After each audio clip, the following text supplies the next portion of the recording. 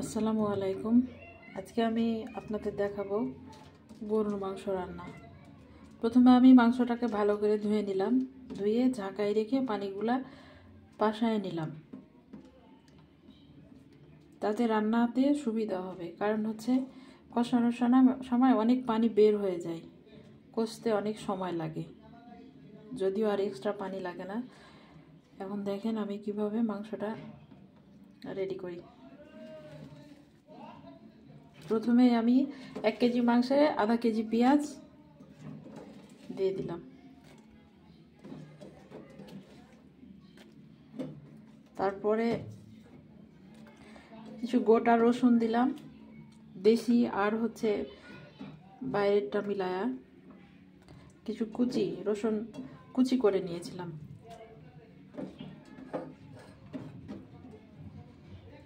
তারপরে হচ্ছে আদা 1 চামচ পরিমাণ, শুকনো মরিচ 5-6টা,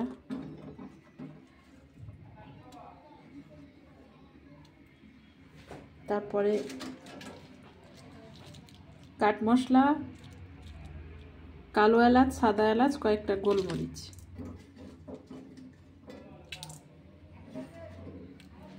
কাঁচামরিচ আছে, এটা পরে দিব, কাঁচামরিচ গলে যাবে।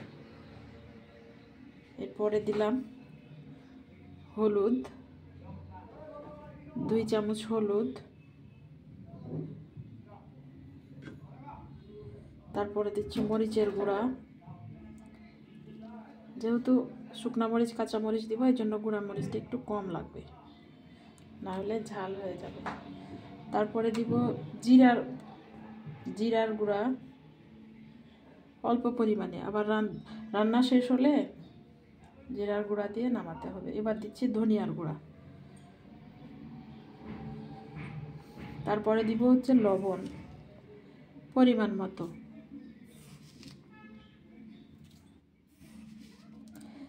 চামচটা আমার ছোট, এই জন্য কয়েকবার দিতে হচ্ছে।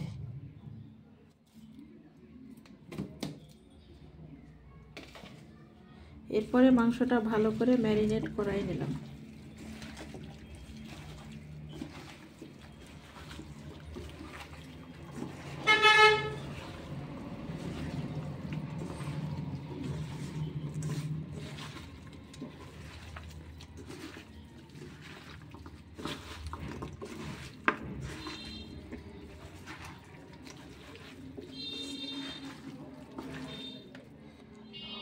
হয়ে গেছে। এবারে দিব হচ্ছে সরিষার তেল।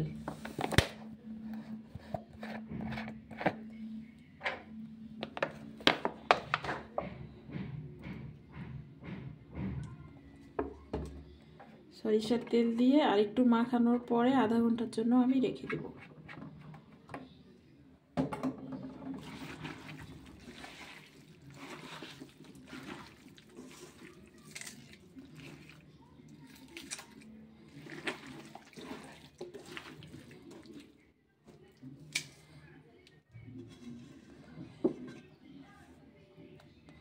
এখন আমি ঢাকনা দিয়ে আধা ঘন্টার জন্য ঢেকে রেখে দেব।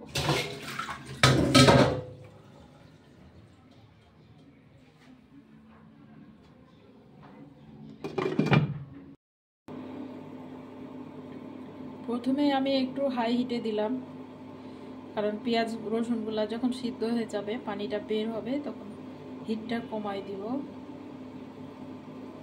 আস্তে আস্তে মাংসটা সিদ্ধ হবে।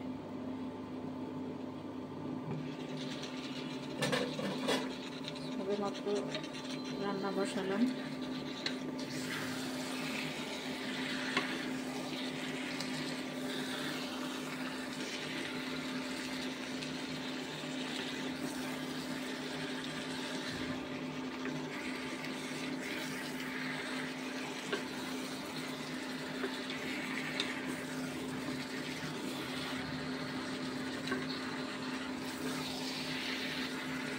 মাংস 2 ভাবে রান্না করেছে। প্রথমে হচ্ছে পেঁয়াজটা হালকা তেলে বাদাম কালার করে মশলাপাতি দিয়ে কষায়ে তারপরে হচ্ছে মাংস দিই। মাংস কষাতে কষাতে অল্প পানি দিয়ে মাংস কষায়, তারপরে হচ্ছে মাংস রান্না করি। আবার সব কিছু মশলা একসাথে মাখানোর পর ম্যারিনেট করে রান্না করা যায়। দুইভাবেই মাংস স্বাদ হয়। এখন যার যেটা ইচ্ছা, যেভাবে ভালো লাগে সে সেভাবে রান্না করে।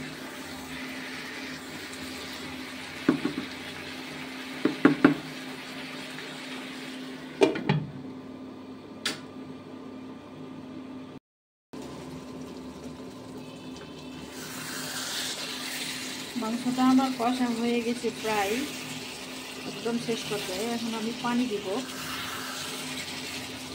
আর একটু কষানোর পরে পানি দিব।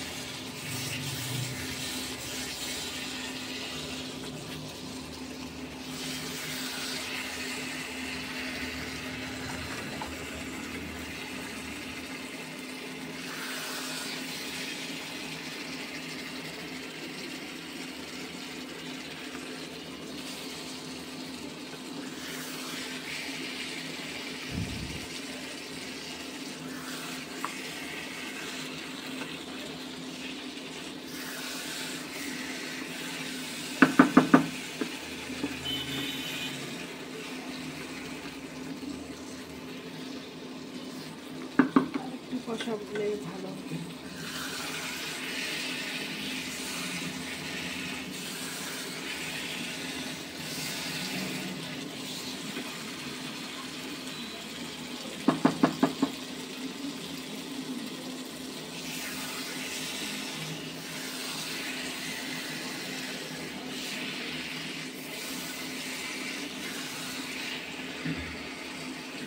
মাংসের স্বাদ অনেকটাই কষানোর উপর নির্ভর করে।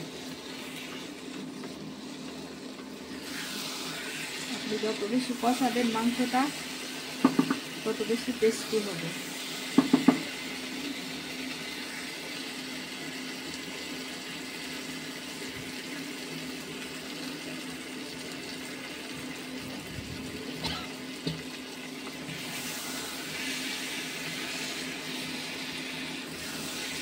এবার আমি পানি দিয়ে দিব। কষানো হয়ে গেছে আমার।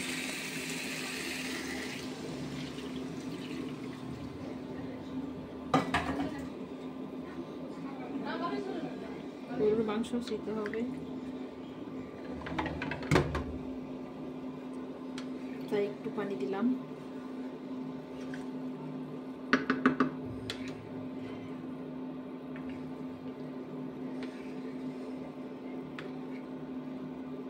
এবার আমি মাংসটা ঢেকে দেব লো হিটে। এখন দিয়ে দিব 1800-তে ছিল, এখন আমি 1000-এ দিয়ে দিলাম। আস্তে আস্তে সিদ্ধ হবে। অবশেষে মাংসটা আমার রান্না শেষ হলো। একটু ঝোল ঝোল রাখছি, কারণ হচ্ছে জাল দিতে দিতে ঝোলগুলা শেষ হয়ে যায়, এর জন্য একটু ঝোল রাখছি।